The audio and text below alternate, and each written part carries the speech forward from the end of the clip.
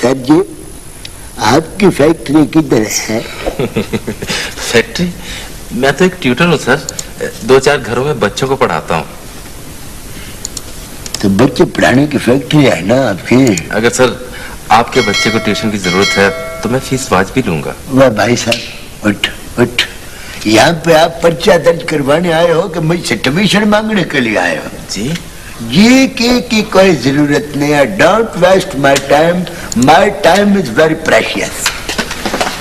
Sir ji बोलती हुई जा लाइट डलवा के ले जा परहेज का, और ले जा। मेरा सिर न खाया करो, किधर से आ जाते हैं मेरा दिमाग खराब करने वाले लोग। मुझसे कोई गुस्ताखी हो गई है सर? वह और क्या गुस्ताखी होगी भाई साहब? मैंने आपको कहा वालेकुम सलाम।